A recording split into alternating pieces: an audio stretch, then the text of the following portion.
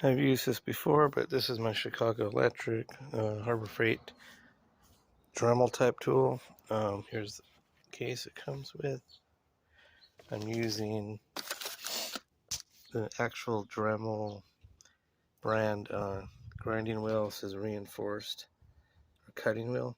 I don't recommend using the ones that came with because it flew apart. One of them flew apart on me, and I have a video of it hitting my safety glasses. So I'm cutting this bracket to fix that little washing machine combo, washing machine spin dry combo thing. So I try to do this and show you.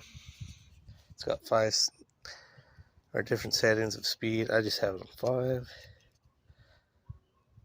Okay, hold on, let me turn this thing on. It's a little switch underneath right there. Okay.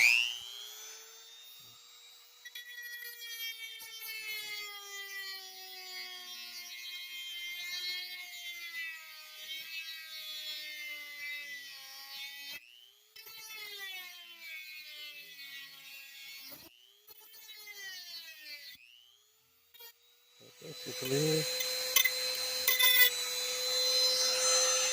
Yeah, see that sound? I'm just going to file down the rest of what I need. Okay, so I pretty much just filed it down like so. I don't like sharp edges, and then what I need to do now is I need to drill a hole right about there. Right about there. So I screwed it back down. And okay, I can't really show you. I'm just going to drill a hole though. Okay, I thought I might as well show a little trick I do. So let's say your drill bit's kind of dull and you're just trying to drill a hole. It's not super precise or anything. Kind of go like this. Kind of go like this carefully though. Kind of wiggle it around. It'll cut. You'll know you'll see the metal flakes coming out, and you know it's cutting. Okay, I got it. Then you can do that a little bit and kind of ream it out. All right, well that's the piece I need. Okay, now I'm going to position the bracket I just fixed, whatever, altered, to go like that. And then these 2 self-tappers, I'm going to screw them in here, and then position this correctly, and screw one into here, because this is what's broken, this hinge. And that's a huge difference of what's going on with this thing, because that's why they basically threw this away. This hinge was broken, so this lid popped off like this, and it just didn't work. It won't work. This is a spin dry, and it won't work without the lid shut.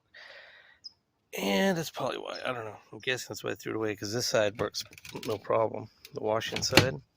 So anyway, so I'm going to screw this in, put a screw in there, and then pop this back in place. And then I'm going to, if it works, I'm going to go back and epoxy this and epoxy here as a strengthening, because sometimes screws could work their way out. Alright, here's what I ended up doing, or I'm gonna do. So instead of having it like this, like I thought, it actually gets in the way. When I put a screw through there, it actually hits on this. So I'm actually gonna, since there's like an opening right there, I'm gonna run it behind. I put a bend on it. So run it behind it here, behind the hinge.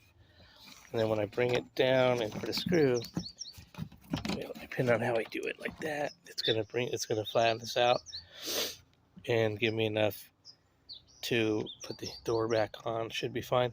I'll make it position this thing to where it pulls it in a little bit further, and then I'm going to screw it down in place. Okay, pretty much it did its job. So putting that bracket there, I'm going to glue it and put epoxy, and then underneath here and here to strengthen it, because it's the only thing working with like thin plastic. It's pretty difficult. But that metal hinge should be pretty good fix, because as you can see, it's able the door to shut properly. I mean, pretty much that's all it needs, because once this is shut, this spin cycle will function. At least this thing works. Like I said, both sides work. So as you can see, this is how it's supposed to be nice and easy like that with these plastic, hollowed out plastic formed hinges, whatever. That's, like I said, that's where this one broke. And that metal bracket there should do its trick. But I'll do is I'll demonstrate, because also I built this stand for it, and I'm gonna figure out a way to kind of secure it, because it can move around. All right. Oh yeah, and by the way, so the reason I'm able to pull this door off like this is because this part, this top control panel is off. It's this actually has broken screws too, but it just pops into place, and then I'm going to deal with that later. That's going to be another fix. That's simply probably just going to put like a piece of metal and attach it. I don't know yet, but that's not the problem. I mean, that's not the main concern. So that this part is, but just showing you that's how the door is able to pop off. And there's like a spring that you have to be careful goes into there. I think when I found this thing, this spring wasn't in there. But anyways, so it goes like that. So when you put this back together, because I'm gonna pretty much glue it and let it dry and shit. But pretty much, I'll show you. Kind of bring it down. Make sure that spring goes back behind there, and then you put the good side in first, like this. Wait, hold on. Make sure to bring it down like this. Get the good side with the spring. That's not original brake. Oh, dang it. Hold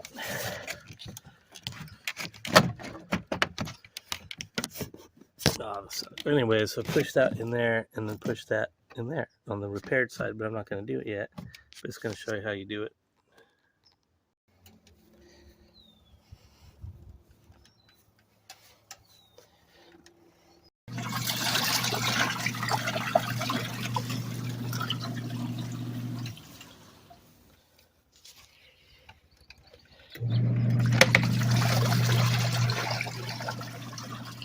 One more thing. So I went to start this up and it didn't work on the spin. So there's my repair of the hinge. The bracket I ran inside this hollow plastic piece, kind of at a tilt, but it still works. So anyways, what I want to show you is it didn't work, but what happened was this is the spring for the door action, and this is the switch. So this is there's two contacts. There's two pieces of metal in there. I forget what it's called, but it's a contact switch or something. So when this pushes up, it completes the circle. Make sure you have the power off, which I do. I have it unplugged. So when this comes up like that, so when this door opens, I'm sorry, when it shuts, there's a nub, and it pushes up on this and allows this thing to run, because it's dangerous for this to run, this high-speed spin dry to run without the lid shut. That's why there's a safety switch on that side, not on the washer side though. So anyway, so now I gotta pop this back together, and then I'm gonna test it again. So actually, I'll show you real quick. So see, when this door comes up, that little switch, I was showing you, it hits that switch. This nub, hold on, this nub right here. When the door shuts, pushes this up, and I have it unplugged, but I gotta put this back on real quick, and that will allow this contactor to work again. Okay, so also mention you're only able to put about half the load, or maybe even a third, depending on how much you wash, into the spin dry, because it focuses the energy on a smaller area, because it spins super fast. And if this drum was the same size as this drum, this thing would fly apart. Probably it'd be too much weight for this particular thing, plastic, whatever. So anyway, so now I'm going to demonstrate the operation of the spin. So I got to plug it back in. Ah, man, hold on a second. Okay, plugged it back in now. It's on drain, have it on drain, and then turn the timer.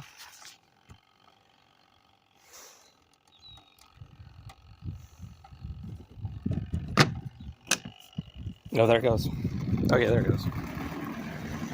Well, see this thing shakes. I want to show you too, though. The water will start coming out of the drain because it's spitting out all the water, excess water. That's why you have the drain open. There's a rinse, I believe, where it'll actually run water trickle water down into this while it spins to kind of rinse it. But I'm not sure. Sorry if I'm wrong. But hear the sound. I mean, that thing is jamming. But if I open this door, it'll stop. Let me see if you could. I'm gonna see if you could. No, I don't think you could wash at the same time, because if you did, it would have to drain out because it's on drain cycle. I don't think there's any need to do both at the same time, anyways. Anyway, so there you go. It's repaired the hinge. So basically, this thing I got for free, and I just had to basically fix that one hinge, and that's it. And then, oh yeah, the stand. Here's the stand again I built. So I keep it up off the ground. I just built around a frame. I used really strong wood. That is from a bed frame that was someone threw out. So this wood is very strong. It's plywood, super strong. And then I got 2x4s with like 4 or 5 screws going in. It's not like this thing weighs a ton, but you don't want this thing to fall down on somebody with it's full of water, especially. So that's just an idea. And this is a well that I painted white. One of my wells I had. But anyways, thanks for watching again.